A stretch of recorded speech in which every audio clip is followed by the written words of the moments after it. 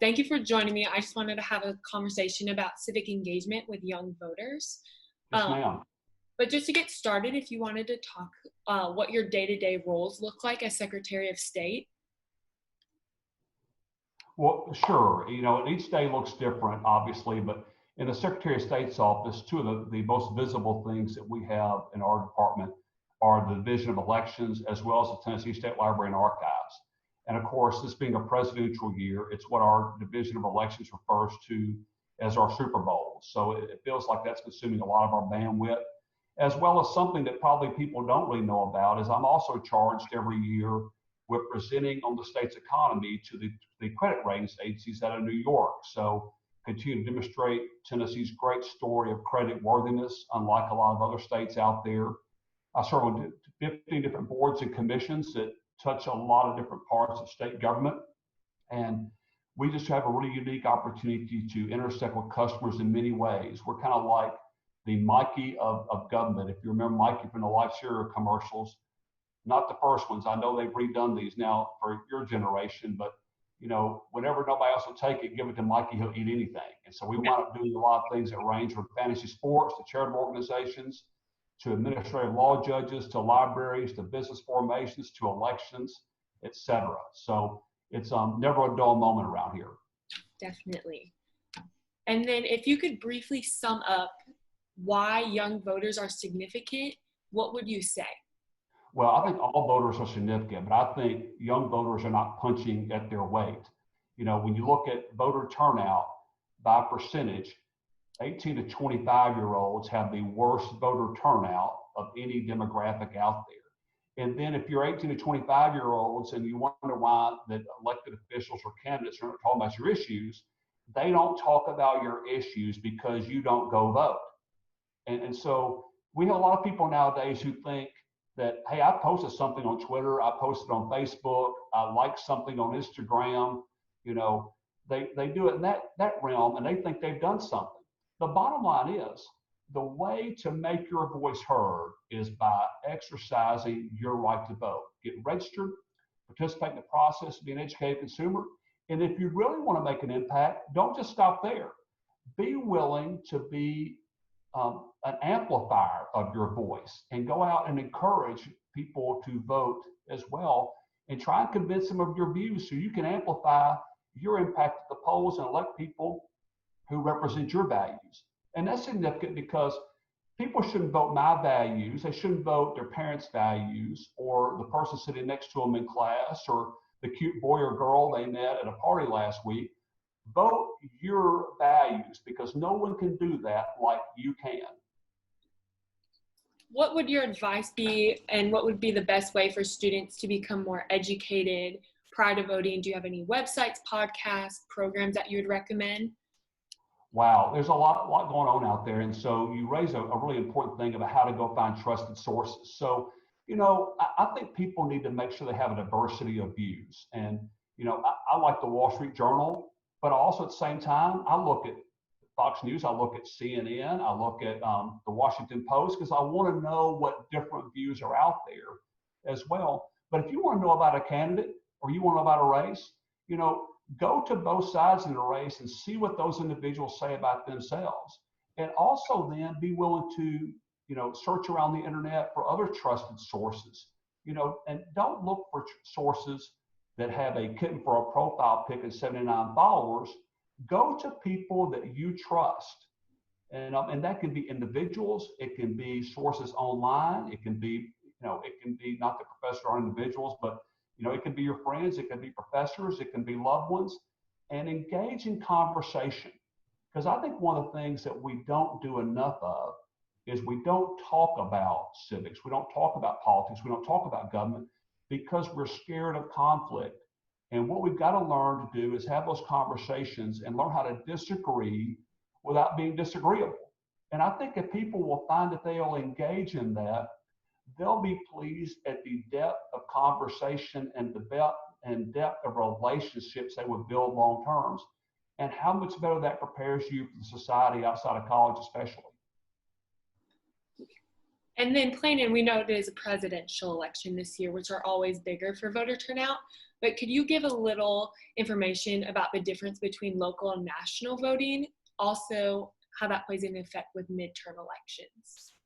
Well, sure. So, you're right. This is typically the highest turnout of any election every 4 years. It's kind of like Easter and Mother's Day. You'll have more people who go to church on those holidays any other time, and you'll have people who vote once every 4 years, and they vote in a presidential election. But while I can't promise you that your vote is going to be the deciding factor about whether your state casts its electoral votes for Donald Trump or Joe Biden, what I can tell you is that your vote can have an impact in races all the way down the ballot. And the decisions that are being made by state senators, state representatives, by mayors, by aldermen, by city councilmen, et cetera, those have the opportunity to impact your life in tremendous ways in a very direct way in many cases. So don't just go vote in a presidential race. Go down the ballot, be an educated consumer, and vote in all those races, because your vote might be the difference between electing someone who has a great idea about how to solve some of the problems that our state and nation are facing. Or if you don't vote, you might in fact be electing the person who doesn't have the right ideas about how to solve some of those problems. So the best thing you can do is be an educated consumer with your vote in all those races and be an active participant. You've given us a lot of insight on voting, but can you also give some insight for young adults that will be entering the workforce soon, post-graduation? Any advice based on life that you want to share that we didn't get to touch on today? Wow. So I'll try and talk some, and you can learn from my successes and my failures, hopefully.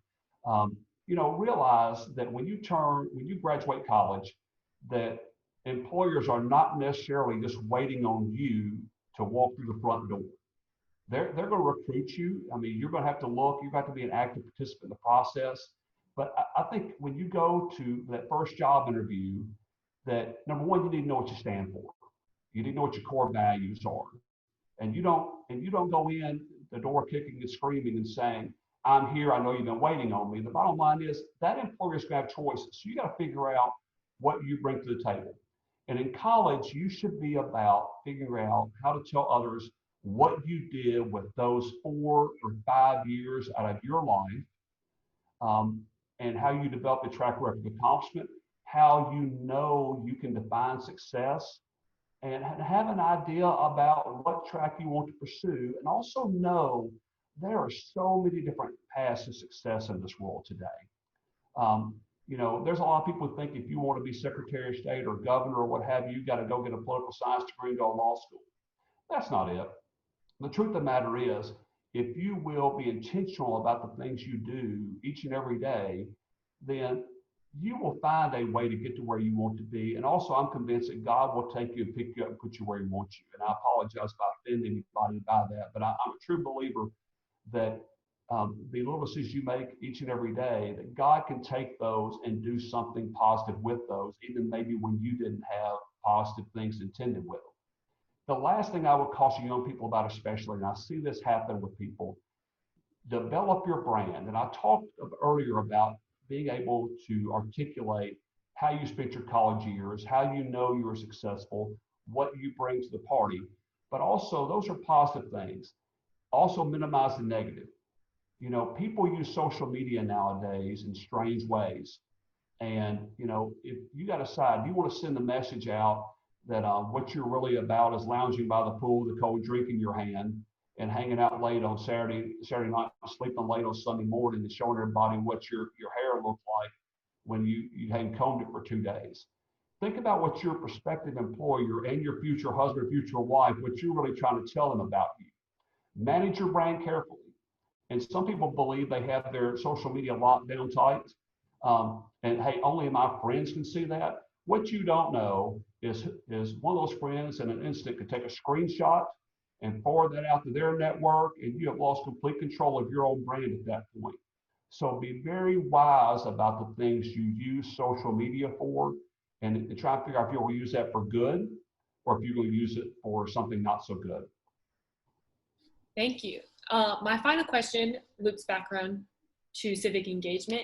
But do you have any advice or encouragement for Belmont students as we look to hosting the presidential debate in the coming weeks? Well, what a great opportunity. And the thing I would encourage people to do is continue to do, I think, what Belmont is known for in many ways, is an environment of civility. And I think it's great that, I think we're going to see people on your campus or on the periphery of the campus who are going to be for Donald Trump or they're going to be for Joe Biden. Treat each other with respect. And remember, at the end of the day, we are truly United States of America. And we also, at the same time, we need to be united as a citizenry. And if Trump is reelected, we need to figure out how Donald Trump can be the best president he can be. And if Joe Biden is elected, we need to figure out how Joe Biden can be the best president he was meant to be. And we need to be able to accept the results of those elections. And one side doesn't need to be screaming about voter integrity over here, and the other side doesn't need to be screaming about voter suppression over here. I think Belmont has a great opportunity to show people around this great country and around the world what civility looks like and how we do things here in Tennessee and how we treat one another. I agree. Well, thank you for taking time out of your day to answer some of these questions. We appreciate it at Belmont. I'm honored you would ask. I'm a big fan of the Belmont community and a big fan of the Bruins, and I wish y'all great success. Thank you so much. Thank you.